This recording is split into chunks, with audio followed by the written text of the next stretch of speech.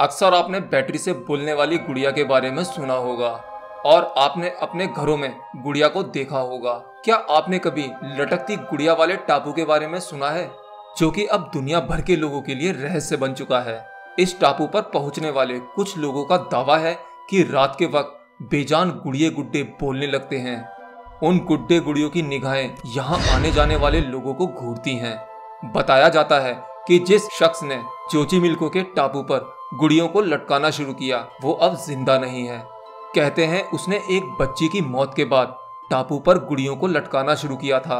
लेकिन हैरानी की बात यह है कि आज से 15 साल पहले उस शख्स की लाश वहीं मिली थी जहां करीब 50 साल पहले उसे बच्ची की लाश मिली थी।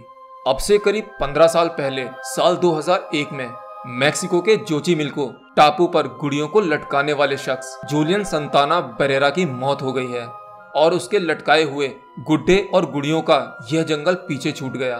लेकिन सवाल यह है कि 50 साल तक वो इस टापू पर गुड़ियों को क्यों लटकाता रहा। दरअसल इस सवाल के साथ ही जुड़ी है एक ऐसी दास्तां जिसकी वजह से स्थानीय लोग यहाँ आना पसंद नहीं करते। कहते हैं कि 50 साल पहले जूलियन संताना अपना घर परिवार और बच्चे छोड़कर इस टापू की देखभाल करने यहाँ आ गए थे। गहरे नहर के किनारे बसा यह टापू तब वीरान हुआ करता था। इक्का दुक्का लोग ही कभी कभार यहाँ आया जाया करते थे। लेकिन एक दिन एक लड़की की चीख सुनकर जूलियन हैरान रह गया और तब वो नहर के किनारे पहुंचा तो उसने एक लड़की की लाश को नहर में तैरते पाया। जूलियन को बहुत अफसोस हुआ कि वो उसे बचा नहीं सका। कुछ दिन बाद नहर में जूलियन को एक गुड़िया तैरती नजर आई और उसे समझते देर नहीं लगी कि वो गुड़िया पानी में डूब चुकी उस लड़की की थी। और कहते हैं इसलिए जूलियन एक अजनबी लड़की की डूबकर मौत हो जाने के लिए खुद को कभी माफ नहीं कर सके।